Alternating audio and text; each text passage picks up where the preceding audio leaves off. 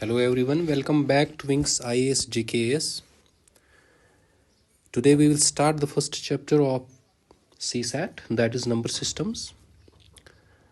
We will see some basics first here, and after clearing the basics we will move on to the questions. So we will start with classification of number systems. Classification of number systems. If we broadly classify the number system, it comprises of three number systems, that is real numbers, and then we have imaginary numbers, and third type is complex numbers. Real number क्या होते हैं? Real number simply वो number है that can be plotted on a real line, यानी जिनको हम real number line पे plot कर सकते हैं, उनको हम कहेंगे रियल नंबर्स, या जिनको ग्राफ पेपर पे हम दिखा सकते हैं, ग्राफ पेपर. फॉर एग्जांपल हमारे पास ऐसे रहता है graph. This is origin 1 2 3 positive integers, negative -1 -2 -3. Similarly positive Y axis positive. 0 और 1 की बात अगर हम करेंगे, इसमें इनफाइनाइट नंबर ऑफ नंबर्स है. कहीं पे भी अगर हम ग्राफ पेपर पे किसी नंबर को दिखा सकते हैं तो उसको रियल नंबर कहा जाएगा. और उसके बाद आता है इमेजिनरी नंबर. इमेजिनरी नंबर को समझने के लिए हम एग्जाम्पल ले लेंगे. फॉर एग्जाम्पल √4, अगर इसको ले लेंगे तो ये 2 आएगा. लेकिन अगर √-4 की बात करेंगे तो बाहर ना हम -2 लिख सकते हैं ना 2, ये सेटिस्फाई नहीं करेगा. हम लिखते हैं आयोटा 2, वेयर आयोटा किसको कहते हैं? Iota is equal to √-1. ये एक नंबर सिस्टम का एक और पार्ट है, एक और टाइप है. लेकिन यहाँ पे हमें डिटेल में नहीं जाना है इमेजिनरी एंड कॉम्प्लेक्स के बारे में, क्योंकि ये हमें ज़रूरत नहीं है. यहाँ पे सिर्फ हम डील करेंगे रियल नंबर्स से. नाउ कॉम्प्लेक्स नंबर में क्या आता है? कॉम्प्लेक्स नंबर में आता है बोथ, जिसमें रियल पार्ट भी हो और इमेजिनरी भी, real and imaginary part. For example अगर मैं जनरल रिप्रेजेंटेशन लूँ a+ib, ए जो होगा यहाँ पे यानी रियल पार्ट होगा, और ib जो होगा ये इमेजिनरी पार्ट होगा. इमेजिनरी अगर किसी नंबर में दोनों पार्ट रहते हैं, रियल इमेजिनरी, तो उसको कहा जाएगा सिंपली कॉम्प्लेक्स नंबर. एग्जाम्पल ले लेंगे 2 + 3i.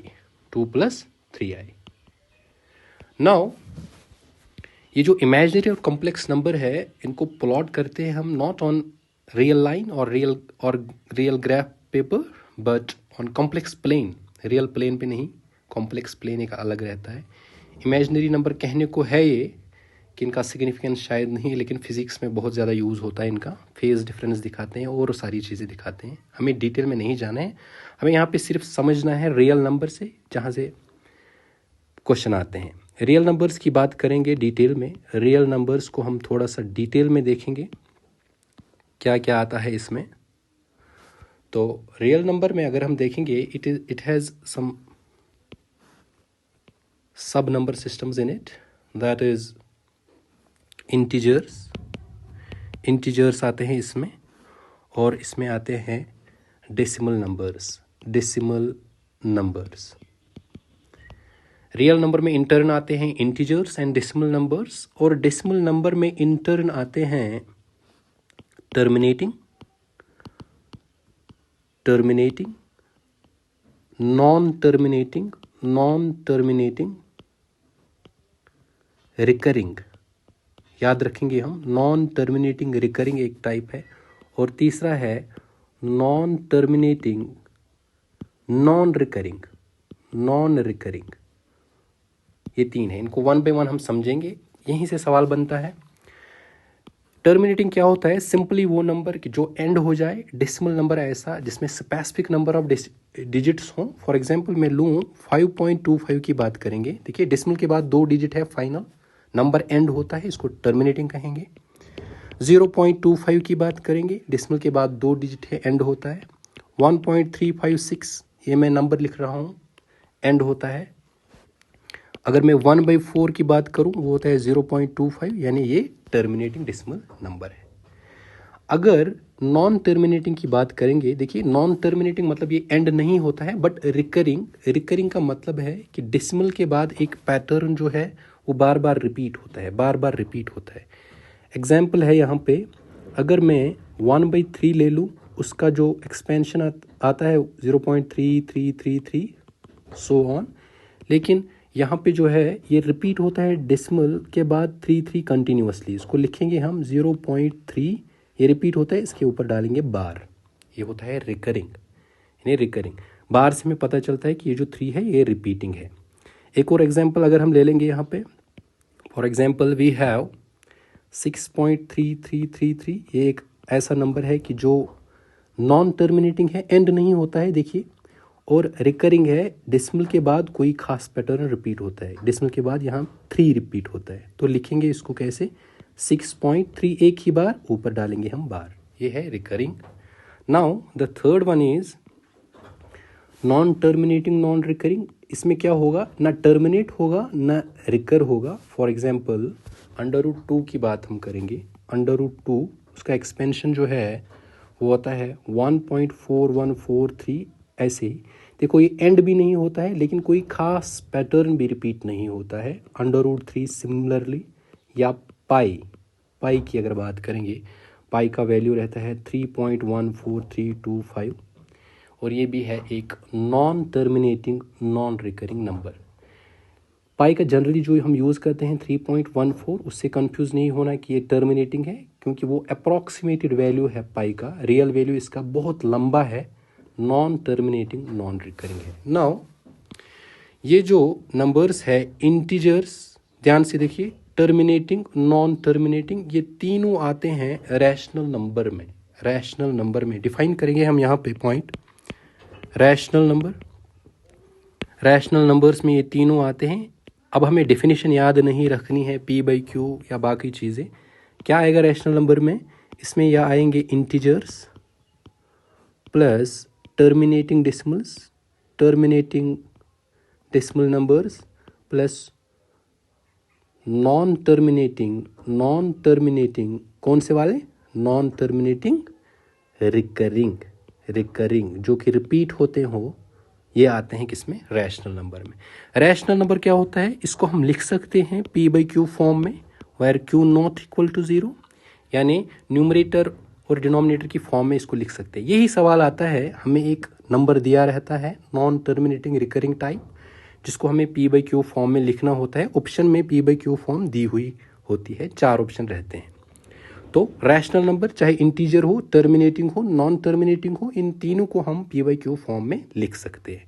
अब इंटीजर और टर्मिनेटिंग जो है वो सबको आता है, लेकिन नॉन टर्मिनेटिंग रिकरिंग कैसे लिखते हैं वही हमें यहाँ पढ़ेंगे, वो हम सीखेंगे, और उसी से सवाल आता है। नेक्स्ट क्या बनता है इसका, इर्रेशनल नंबर्स, ये तो रैशनल नंबर होगा। इरेशनल में क्या आएगा, जो हमें एक बचा था यहाँ पे, ये देखिए नॉन टर्मिनेटिंग नॉन रिकरिंग, तो इसमें आएगा नॉन टर्मिनेटिंग नॉन रिकरिंग। देखो ऊपर मैंने इसीलिए समझाया आपको, ताकि आप आसानी से बोल सकोगे कि इसमें कौन कौन सा नंबर लाई करता है। अगर हम पूछे P/Q फॉर्म में लिख सकते हैं, P/Q नहीं, इसको नहीं लिख सकते हैं हम P/Q फॉर्म में, P/Q फॉर्म में हम इसको नहीं लिख सकते हैं, where Q not equal to 0। ये था यहाँ पे। अब हम कुछ एग्जाम्पल्स ले लेंगे, सीखेंगे कि क्या है बेसिकली जो सवाल आता है। अगर मैं √36 की बात करूँ, √36 6 का परफेक्ट स्क्वायर है, और 6 क्या है, ये टर्मिनेटिंग नंबर है, T में सिंपली लिखूँगा। अगर मैं लिखूँ 5/4, ये मैं एग्जाम्पल्स ले रहा हूँ यहाँ पे, 5/4 ये क्या होता है 1.25। देखो नेट नंबर इतना है, पॉइंट के बाद 2 डिजिट है, ये भी है टर्मिनेटिंग, टोटल नंबर इतना ही है। तो नेक्स्ट एग्जाम्पल अगर मैं ले लूँ 20/3, इसका एक्सपेंशन है 6.666। देखो ये चलता जाता है, ये नॉन टर्मिनेटिंग है, लेकिन ये रिपीट होता है स्पेसिफिक पैटर्न। देखिए पॉइंट के बाद 666, तो ये रिकरिंग हुआ। इसको कैसे लिखेंगे हम, 6 पॉइंट जो डेसिमल के बाद डिजिट रिपीट होता है उस पर बार लगाएंगे, 6.6 बार। नाउ नेक्स्ट एग्जाम्पल हम ले लेंगे √45। देखिए एग्जाम्पल से ही क्लियर होता है CSAT, इसमें ज़्यादा एग्जाम्पल की ज़रूरत होती है, लेकिन आराम से पहले समझेंगे, उसके बाद ये प्रैक्टिस से जो है बहुत क्लियर हो जाता है और उसको सॉल्व करने में बहुत मज़ा आता है। √45 की बात करेंगे तो इसको मैं लिख सकता हूँ √9 × 5। क्यों लिखा मैंने, क्योंकि 9 परफेक्ट स्क्वायर है, 3 का 3 बाहर आएगा, √5।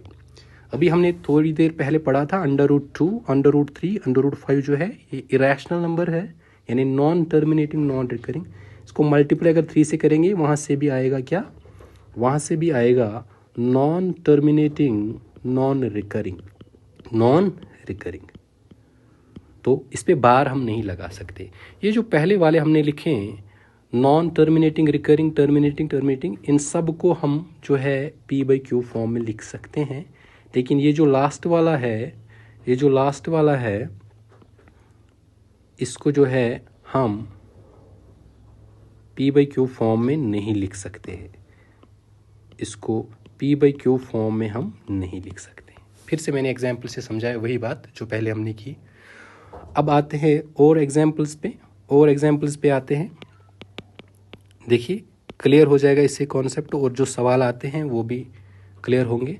अगर मैं 4.6666 सो ऑन इसकी बात करूं, ये एक नंबर है, तो हमें पता चलता है कि डेसिमल के बाद जो है नॉन टर्मिनेटिंग है, टर्मिनेट नहीं होता है, ख़त्म नहीं, लेकिन रिकरिंग है क्योंकि 6 लगातार रिपीट होता है। इसको मैं लिख सकता हूँ 4 पॉइंट, जो भी रिपीट होगा उसके ऊपर बार होगा। 0.6 बार जब मैंने लिखा इसका मतलब है 6 ये रिपीट होता जा रहा है, राइट। उसके बाद नेक्स्ट की बात अगर हम करेंगे, मैं लिखूँ 0.8888 ऐसा करके कोई नंबर, तो ये ऐसा डेसिमल नंबर है जो कि नॉन टर्मिनेटिंग है लेकिन रिकरिंग है, रिपीट होता है 8। इसको मैं लिखूँगा 0.8 बार, ऊपर बार करके। अगर मैं लिखूँ 0.363636 ऐसा करके, देखिए ध्यान से, ये चलता जा रहा है, यानी नॉन टर्मिनेटिंग है बट रिकरिंग है, एक स्पेसिफिक पैटर्न जो है रिपीट होता है 363636। तो मैं लिखूँगा इसको 0.36 बार, इसका मतलब है 3636 रिपीट होता जा रहा है। अगर मैं लिखूँ नेक्स्ट एग्जाम्पल 1.27272727 ऐसा करके रिपीट होता है, तो ये भी है एक नॉन टर्मिनेटिंग रिकरिंग। इसको मैं 1.27 रिपीट होता है, 27 के ऊपर में बार लिखूँगा, ऐसा करके हम इसको लिख सकते हैं। ये जो बार जिन पे भी आया नॉन टर्मिनेटिंग रिकरिंग है, इसको P/Q फॉर्म में हम लिख सकते हैं, वही हमें समझना है। अब यहाँ पे एक और चीज़ है कि कैसे लिखते हैं हम P/Q फॉर्म में। पहले हम सिंपल डेसिमल नंबर्स की बात करेंगे। मान लीजिए हमारे पास है 0.25, इसको लिखना है। इसको कैसे लिखते थे हम 25 ऊपर लिखेंगे, डेसिमल के बाद 2 डिजिट है, डेसिमल की जगह 1 और 2 डिजिट की जगह 00, ये था इसका रिप्रेजेंटेशन। फिर अगर इसको सिंप्लीफाई करना होगा तो 5 से कटेगा, दैट यू ऑल नो, वो आसान है, वो ऑप्शन से भी हमें पता चलता है। अगर हम नेक्स्ट की बात करेंगे, अगर हमारे पास होगा 1.45 और हमें पूछा जाएगा कि इसको P/Q फॉर्म में लिखो, क्या लिखेंगे हम 145, यानी पॉइंट को हमने हटाया, पॉइंट की जगह 1 लिखा, पॉइंट के बाद 2 डिजिट है, 100 लिखा, ऐसा कर। ये हमें आता है, इतना हमें आता है। ये हम, क्योंकि हम जो सिस्टम यूज़ करते हैं ज़्यादा वो है डेसिमल नंबर सिस्टम, बेस 10, उसमें ये हम समझते हैं। लेकिन यहाँ पे इम्पॉर्टेंट है कि बार वाला नंबर कैसे लिखेंगे। मान लीजिए हमारे पास है 0.4 बार, इसको अगर हमें लिखना होगा P/Q फॉर्म में, क्या हम लिखेंगे 4 अपॉन, देखो बार हटाया, डेसिमल हटाया, 4/10 लिख सकते हैं? नहीं, ये गलत होगा। बल्कि यहाँ पे जो है हमें क्या करना है, जिसके ऊपर बार हटाना है, डेसिमल हटाना है, 4 लिखेंगे, अपॉन जितने डिजिट्स पे बार होगा उतने 9 लिखने हैं नीचे, 4/9 इसका राइट रहेगा, 4/9। डिफरेंस क्या है डेसिमल और इससे? डिफरेंस ये है, वहाँ पे पॉइंट की जगह 1 आता था और पॉइंट के बगैर जो डिजिट्स आते थे 0 0 आता है। यहाँ पे पॉइंट हटाएंगे, बार हटाएंगे, जितने बार वाले डिजिट होंगे उतने 9 हम यूज़ करेंगे। नेक्स्ट एग्जाम्पल की बात करेंगे हम। अगर 0.86 बार हमें लिखना होगा p/q फॉर्म में, तो हम लिखेंगे पॉइंट हटाएंगे, बार हटाएंगे, 86 न्यूमरेटर में ऐसे ही लिखेंगे, 2 पे बार है तो 2 9 नीचे लिखेंगे ऐसे। सिमिलरली अगर हमें 0.256 बार होगा, सब पे बार है, ध्यान से देखिए, हर किसी एग्जाम्पल पे हम आएंगे, हर किसी टाइप की एग्जाम्पल को हम देखेंगे, ध्यान से समझते जाइए। देखिए, डिस्मल हटाएंगे, बार हटाएंगे, ऊपर न्यूमरेटर में 256 सिंपली लिखेंगे, कोई डिस्मल नहीं, 3 के ऊपर बार है 3 डिजिट तो 3 9 नीचे आएंगे, 999, फिर सिंपलीफाई हम करेंगे। नाउ ये वाला जो है थोड़ा डिफरेंट ले लेंगे हम। देखिए, ये है 0.356 बार, 56 पे सिर्फ बार है लेकिन 3 पे नहीं है। इसको क्या करना है, ध्यान से समझेंगे हम। वैसे ही 356 डिस्मल हटाएंगे, बार हटाएंगे, नीचे 2 डिजिट पे बार है, 2 9 लिखेंगे। जिस पे बार नहीं है, जो बारलेस डिजिट है, उसकी जगह हम 0 लिखेंगे। साइमल्टेनियसली उस बारलेस डिजिट को माइनस करेंगे न्यूमरेटर से, बस इतना सा याद रखना है। इसमें बारलेस को माइनस करेंगे न्यूमरेटर से। 356 में से 3 हटाएंगे, दैट इज 353 अपॉन 990, ये इसका हो गया p/q form.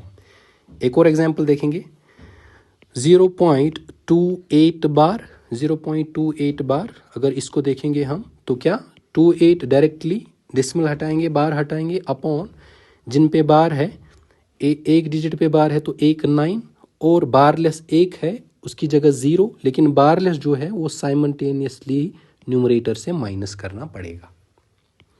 So 28 - 2 is 26 upon 90, ये हुआ। अब एक और जो है ये भी थोड़ा डिफरेंट है। देखिए, अगर मैं लिखूं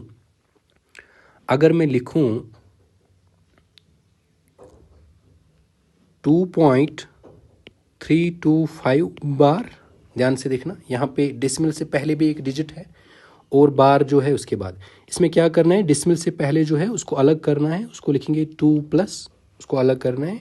डिस्मिल के बाद वैसे ही करेंगे जैसे हम करते थे, यानी अब मान लीजिए ये 0.325 बार है तो लिखेंगे 325 अपॉन 3 पे बार है तो 999। उसके बाद सॉल्व कैसे करेंगे, ये क्रॉस मल्टीप्लाई करके ऐसे 9 इंटू दिस, ये आएगा हमारा answer. 2 9s are 18, 2 9s are 18 is 19, 2 9s are 18 is 19, plus 325 into 1 is 325 upon 999। मैंने बड़ा नंबर लिया, वहाँ पे जनरली छोटे छोटे नंबर दिए रहते हैं, ये इसका आंसर हुआ, ये इसका आंसर। कॉन्सेप्ट समझेंगे पहले।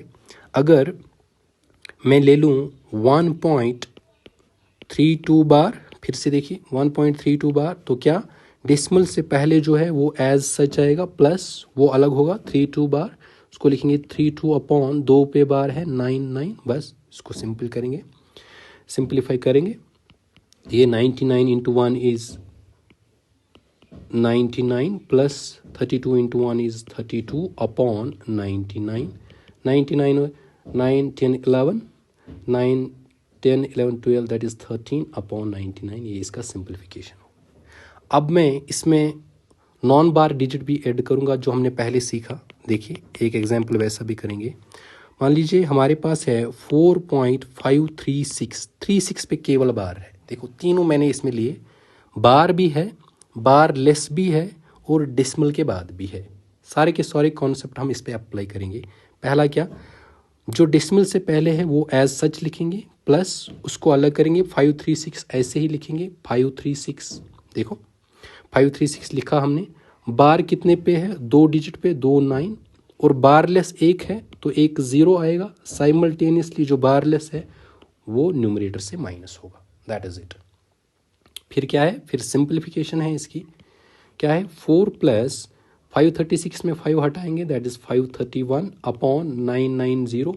फिर क्या, इसको इससे क्रॉस मल्टीप्लाई करेंगे और वही आएगा 400, 400, 4 9s are 36, 4 9s are 36, 37 38 39 plus 531 upon 990, इनको ऐड करके हमारा आंसर आएगा।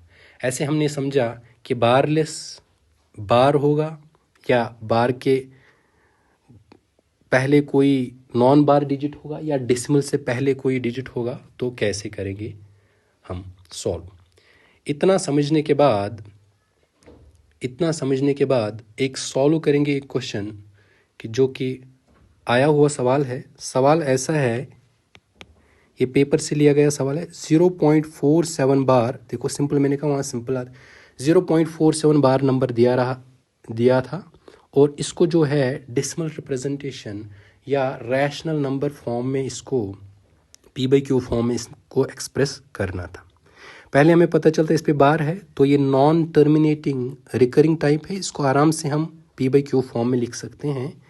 क्या करेंगे हम कि हमने पढ़ा था, इसको करना है, डेसिमल हटाना है, बार हटाना है, 47 न्यूमरेटर में रखेंगे, अपॉन जिस पे बार है उतने 9, एक पे बार है तो 9, बारलेस जो है उस पे 0 आएगा, 0, और बारलेस जो है वो साइमल्टेनियसली सब्ट्रैक्ट भी होगा न्यूमरेटर से। बस इतना करना है इसमें, इसका आंसर आएगा 47 माइनस 4, 47 माइनस 4 इज 43 अपॉन 90, ये है इसका आंसर, ये है इसका आंसर। बस बेसिक क्लियर होने चाहिए, उसी के बाद हम अप्रोच कर सकते हैं। एक और देखिए यहाँ पे, अगर अब हम इस फॉर्म में ले लें, हमें नंबर दिया है 1.272727 ऐसा करके, इसको हमें एक्सप्रेस करना है p/q फॉर्म में। देखिए यहाँ पे बार नहीं दिया है, लेकिन हमें पता चलता है कि ये नॉन टर्मिनेटिंग रिकरिंग है, इसको हम लिख सकते हैं बार नोटेशन में। पहले बार नोटेशन में लिखेंगे, उसके बाद p/q फॉर्म में जो है कन्वर्ट करेंगे इसको। 1.272727 यानी 2727 रिपीट होता है, मैं लिख सकता हूँ 1.27 बार। फर्स्ट स्टेप मैंने किया कंप्लीट। नेक्स्ट इज, इसको मैं लिख सकता हूँ 1 डेसिमल से पहले है 1 प्लस 27 की जगह 27 डायरेक्टली, पॉइंट हटाया बार हटाया, अपॉन जितनों पे बार है उतने 9, देखो बारलेस कोई नहीं है, बस इतना रहेगा। इसको सॉल्व करेंगे, क्रॉस मल्टीप्लाई करेंगे इसको। 99 into 1 is 99 plus 27 into 1 is 27 upon 99, ये है इसका आंसर।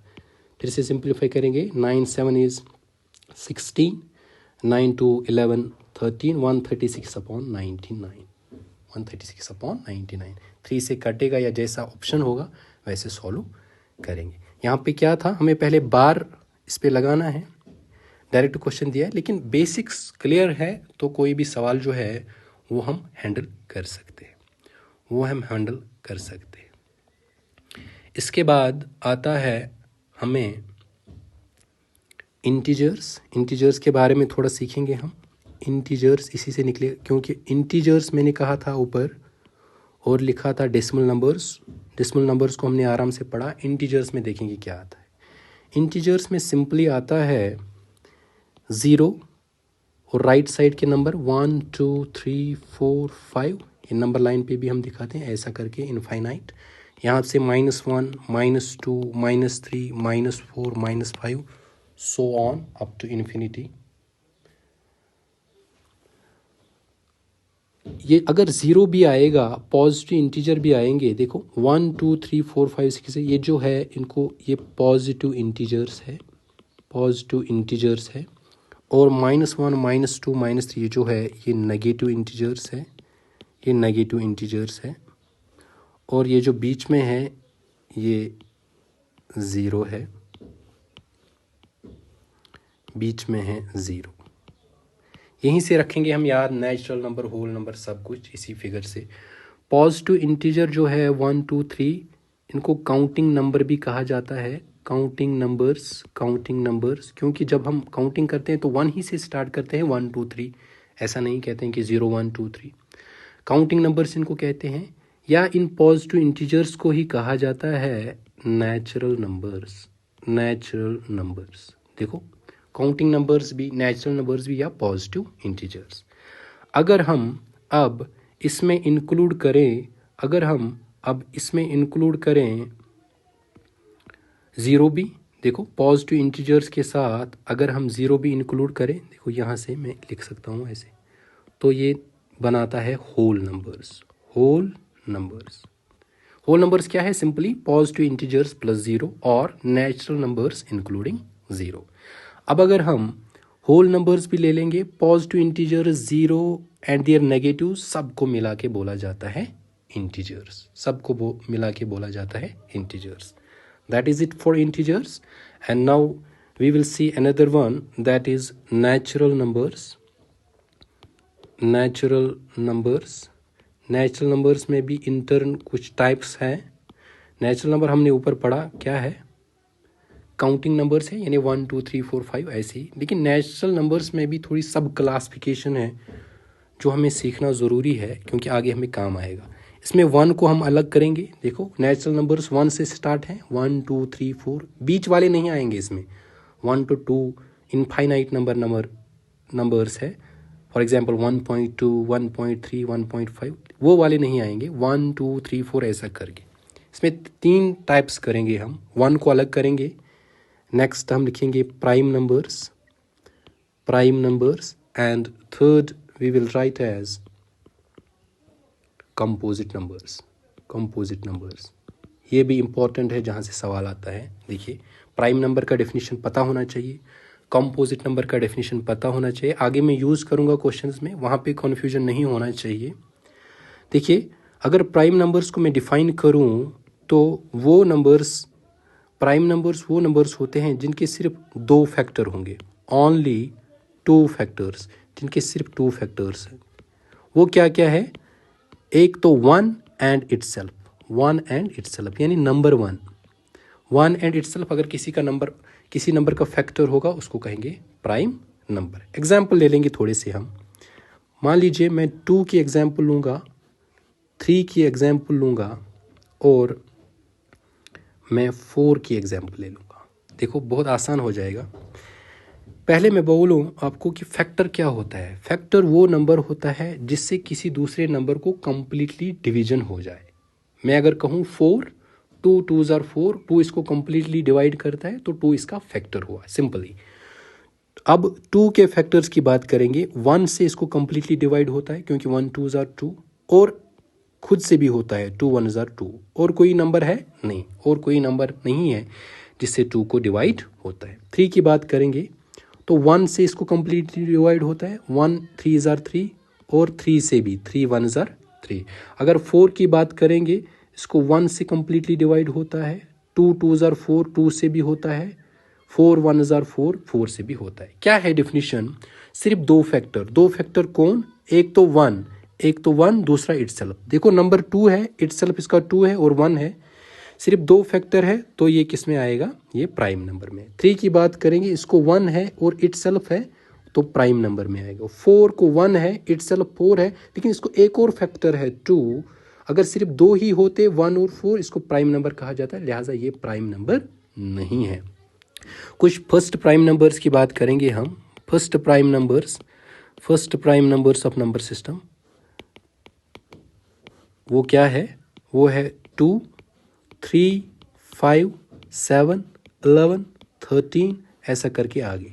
ये है कुछ पहले वाले प्राइम नंबर जिसके सिर्फ 2 फैक्टर है, दैट इज 1 एंड इटसेल्फ। यहाँ पे एक इंटरेस्टिंग चीज़ है, देखिए अगर 2 की बात करेंगे, 3 5 7 11 13, ये तो है ही prime number, but at the same time ये ऑड भी है। लेकिन सिर्फ एक ऐसा प्राइम नंबर है जो कि इवन है, वो है 2। ओनली इवन प्राइम नंबर, सिर्फ एक ऐसा प्राइम नंबर है जो कि इवन है। तो नोट लिखेंगे हम नोट लिख सकते हैं कि ये आगे हमें ज़रूरत है, that's why 2 is the only even prime number in whole number system.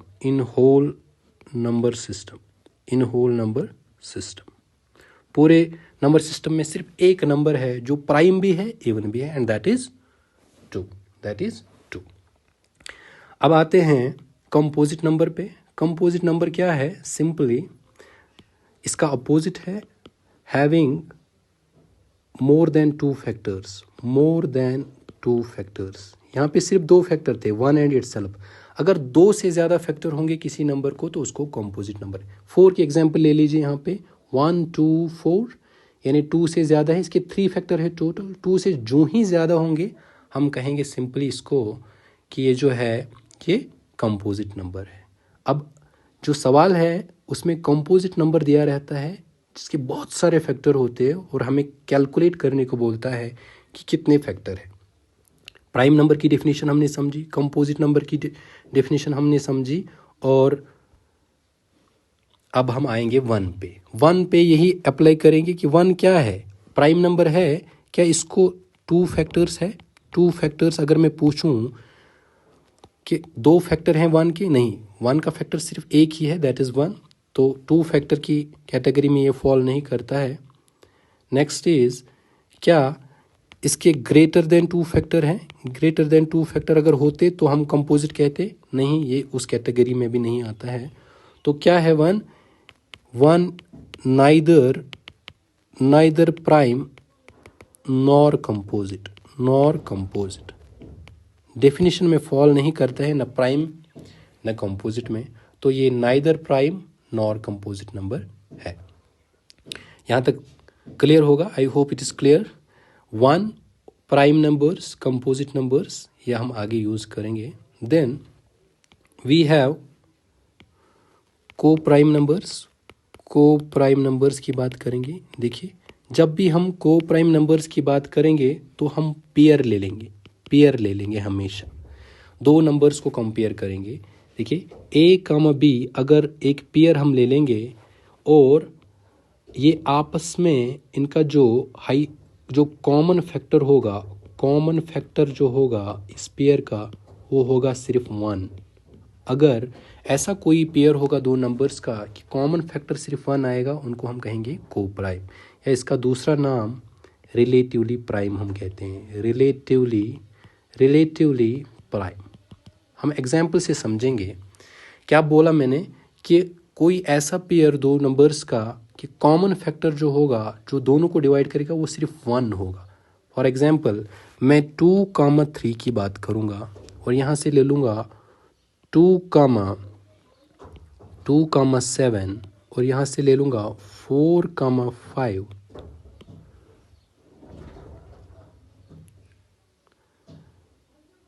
देखिए यहाँ पे अगर 2 के फैक्टर्स की बात करेंगे 1 है, 2 है, और 3 के फैक्टर्स की बात करेंगे 1 है, 3 है।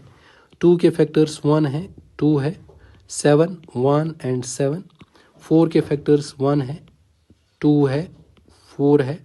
ध्यान से देखिए, 5 के फैक्टर्स की बात करेंगे 1 है एंड 5 है। देखिए क्या है डेफिनेशन ये है कि कॉमन फैक्टर 1 होना चाहिए। 2 के फैक्टर 1 है, 2 है, 2 और 3 में 1 जो है वो कॉमन फैक्टर है, बाकी कोई कॉमन फैक्टर नहीं है, तो हम 2,3 को कह सकते हैं कि ये को प्राइम पेयर है। देखो 2,7 1 कॉमन है, 2 7 कॉमन नहीं है, एक ही फैक्टर कॉमन है, दैट इज़ 1, तो ये को प्राइम हो गया। 4,5 की बात करेंगे, इसमें 1 कॉमन है, देखो और कोई कॉमन नहीं है, 4,5 जो है ये भी को प्राइम पेयर हुआ। अगर 4,8 की बात करेंगे, 4,8 की बात करेंगे, देखिए 4 के फैक्टर में लिखूंगा 4, 1 है, 2 है, 4 है, 1 2 4 8। ये सिंपल है। 4 को किस किस से डिवाइड होता है, 1 4 ज़र 4, 2 2 ज़र 4, 4 1 ज़र 4, 8 को 1 ऐसे ही मैंने लिखा। देखो कॉमन फैक्टर क्या है, एक तो 1 है, 2 है, यहाँ पे भी 2 है। देखो यहाँ से जो प्रॉब्लम है, 1 से ज़्यादा फैक्टर कॉमन हुए, देखो 4 भी है, तो इसको कहेंगे कि ये नॉट को प्राइम। अब जो मैंने कहा रिलेटिवली प्राइम है, वो मैंने क्यों बोला, देखो 4,5 की बात करेंगे, हमने देखा कि ये को प्राइम है, लेकिन 4 खुद प्राइम नहीं है, 5 प्राइम है। इसका मतलब है कि 2 नंबर्स को आपस में को प्राइम होने के लिए ये ज़रूरी नहीं है कि दोनों नंबर प्राइम हों।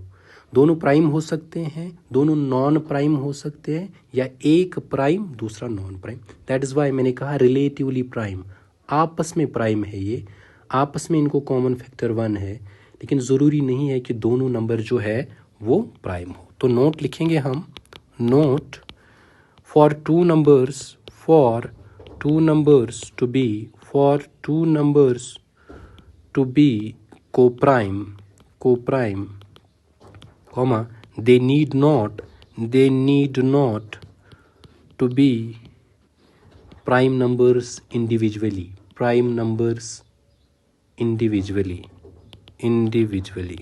ये दिमाग में कन्फ्यूजन नहीं रहना चाहिए कि को प्राइम नंबर दो होंगे तो वो इंडिविजुअली प्राइम भी होने चाहिए, नहीं, ये ज़रूरी नहीं है.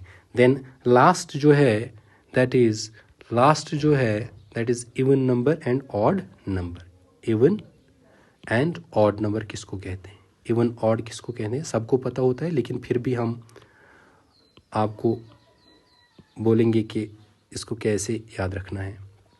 देखो, इवन नंबर जो है, इवन नंबर हमें पता है कि वो नंबर जिनको डिविजिबल बाई टू होंगे, डिविजिबल बाई टू, जिनको कम्प्लीटली डिवाइड होगा टू से. और ऑड जो हो, ऑड नंबर वो होते हैं not completely divisible by two, not completely divisible by two. लेकिन ये डेफिनेशन याद नहीं रखनी है हमें, सिंपल यहाँ पे रखना है कि अगर हमें देखना हो कि इवन नंबर कौन है, अगर लास्ट डिजिट इवन आता है, तो उसको कहेंगे हम इवन नंबर. देखो 0 2 4 6 8 टोटल डिजिट है 0 1 2 3 4 5 6 7 8 9. उनमें से 0 2 4 6 8 अगर लास्ट में इनमें से कोई भी डिजिट आता है तो हम कहेंगे इवन नंबर. अगर लास्ट में आता है 1 3 5 7 9, इन डिजिट्स में से कोई भी आता है लास्ट में, तो हम सिंपली कहेंगे उसको कि ये ऑड नंबर है. आसान है ऐसे पहचानना, हमें नहीं देखना है कि 2 से डिवाइड करेंगे. पहले एग्जाम्पल के तौर पे हम ले लेंगे, मान लीजिए 2 5 8 7 6 9 4 एक बहुत बड़ा नंबर है, हमें कोई पूछे इवन है कि ऑड है. देखो लास्ट डिजिट की तरफ ध्यान देंगे, वो है 4, लास्ट डिजिट 0 2 4 6 8 में आता है, तो ये है इवन नंबर. अगर सिमिलरली 5 7 9 3 2 1 8 6 7 ऐसा मैं नंबर लूँ, इसको कहूँ इवन है कि ऑड है, लास्ट डिजिट जो है 7 है 1 3 5 7 में, तो ये है ऑड. यहाँ पे एक इम्पॉर्टेंट चीज़ याद रखिएगा जो कि हमें आगे भी ज़रूरत होगी परमुटेशन कॉम्बिनेशन में. 0 को इवन कंसिडर किया जाता है. इवन नंबर जनरली हम कहते हैं, बात करते हैं तो हम 2 से स्टार्ट करते हैं, लेकिन 0 को भूल जाते हैं. वहाँ पे भी वाइल सॉल्विंग क्वेश्चन हम 0 की तरह ध्यान नहीं रखते हैं, जिसकी वजह से हमारा आंसर जो है वो गलत आता है और ऑप्शन वेट करता है हमारा वहाँ पे. तो 0 इज़ कंसिडर्ड इवन, ये भी नोट में लिखिए, नोट करके हम लिखेंगे इसको कि 0 जो है वो इवन कंसिडर किया जाता है. 0 इज़ कंसिडर्ड इवन. जब भी इवन नंबर्स का जिक्र आएगा तो 0 भी हम ले लेंगे, मिस्टेक नहीं होनी चाहिए. तो लास्ट में अगर 0 2 4 6 8, क्योंकि यहाँ पे देखिए अगर किसी को समझ नहीं आया, 0 1 2 3 4 5 6 7 8 9 टोटल इतने ही डिजिट है जिनसे हमारा होल नंबर सिस्टम बनता है. इनमें इवन कौन कौन सा है, एक तो 0 है, 2 है, देखो 4 है, 6 है, 8 है. इन ही डिजिट में अगर कोई भी आएगा लास्ट में किसी नंबर को तो हम इवन कहेंगे. अगर कोई भी डिजिट आएगा ऑड में से, जैसे 1 है, 3 है, 5 है, 7 है, 9 है, इनमें से अगर कोई लास्ट में आया तो हम कहेंगे कि ऑड है. सिंपल चेक है किसी नंबर को देखने के लिए कि ये ऑड है कि इवन है. So these were the basics for today's lecture. Hope you understand all these things. और हम नेक्स्ट लेक्चर में अब देखेंगे कि सवाल किस किस टाइप के पूछे जाते हैं. That is it for today. See you in the next class. Till then, stay blessed. Take care.